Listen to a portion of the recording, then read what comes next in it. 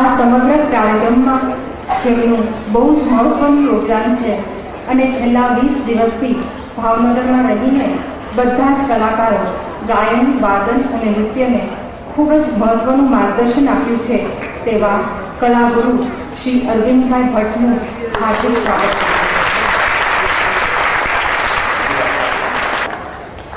ભાવનગર કદાચ તેમના નામથી પરિચિત ન હોય, પણ તેમના વિશે જો કહું તો કલાકો નીકળી જાય એટલા તેમના અચીવમેન્ટ્સ છે.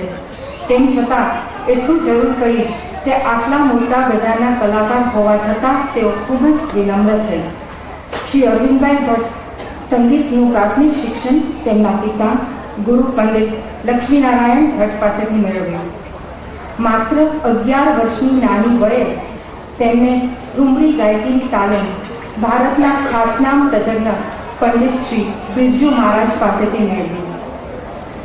એમને ભારતના ખ્યાતનામ કલાકારો, સંગીત તજજ્ઞો જેવા કે કપિલ વાત્સ્યમ, શ્રીમતી સુમિત્રા ચંદ્રામ, શ્રી કેશવ કોઠારી, પંડિત બિરજુ મહારાજ અને ભૂતપૂર્વ પ્રધાનમંત્રી શ્રીમતી ઇન્દિરા ગાંધી વગેરેની સમક્ષમાં અનેક કાર્યક્રમો આપ્યા. એટલે તમે કલ્પી શકો છો કે કેટલી નાની વયે તેઓ આવા ખ્યાતનામ તજજ્ઞો સામે રામાયણ ગાનની પ્રસ્તુતિ કરી. 1988થી તેઓ ગુજરાતમાં આવ્યા અને માંડવાની ગાયત્રી વિદ્યાલયમાં જે ટ્રાઇબલ બાળકો છે તેને તૈયાર કરીને અનેક કાર્યક્રમો આપ્યા.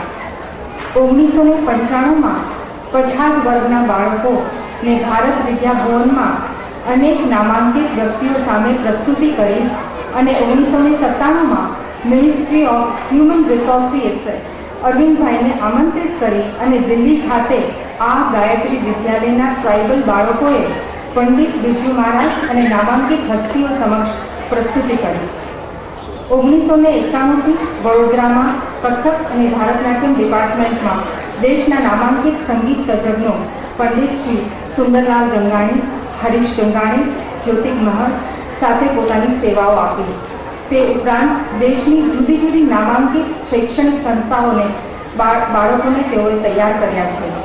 તેમને અનેક પારિતોષિકથી નવાજવામાં આવ્યા છે, જેમાં સતત 3 વર્ષ સુધી યુવા પ્રતિભા શોધમાં પ્રથમ આવવા બદલ ગુજરાતને સ્વર કિન્નર એવોર્ડ પ્રાપ્ત થયો છે. તેમને અનેક સુવર્ણચંદ્રકો અને રોકડ ઇનામો પણ પ્રાપ્ત થયા છે.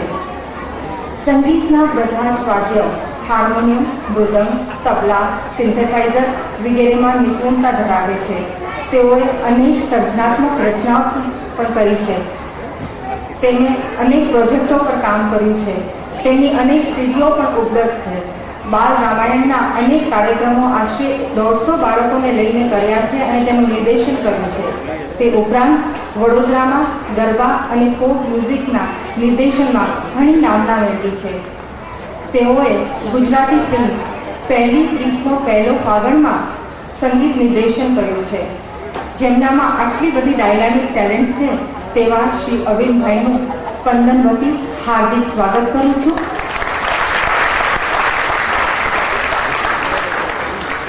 શ્રી મુકુંદભાઈ ગાંધીને વિનંતી કરીશ કે તેઓ અહીં આવી શાલ ઓઢાડીને અરવિંદભાઈ ભટ્ટનું સન્માન કરે. સ્પંદનના પ્રણેતા મુકુંદભાઈ ગાંધી.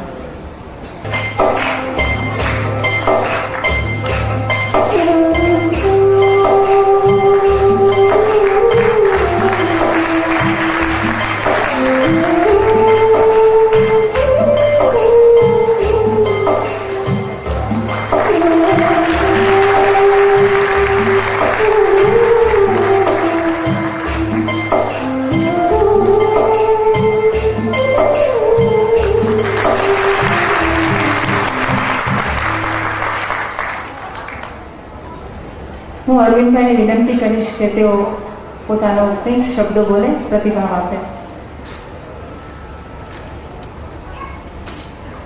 नमस्कार। भावनगर में 20 दिन से हूँ। भावनगर शब्द भाव, नृत्य के भाव,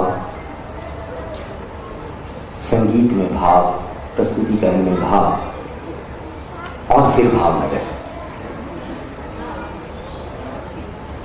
इतने सुंदर ढंग से बच्चों ने किया और बालक इतने अच्छे से संगीत को, नृत्य को, गायन को देख रहे हैं, इससे बड़ी उपलब्धि और भावनगर के लिए क्या हो सकती है। मैं ईश्वर से प्रार्थना करता हूं कि इन बच्चों में सदैव इतना ही इंथुजियाज्म संगीत के लिए, कला के लिए रहे, और पेरेंट्स जो अभी तक इतने अच्छे से कॉपरेट करते रहे, इतने अच्छे से कर रहे हैं, भविष्य में करते रहें। इस प्रकार की सर्जनात्मक कलाकृतियां आपके सामने आती ही रहेंगी, अवश्य आएंगी, अगर ये बच्चे इतनी ही हृदय से करेंगे।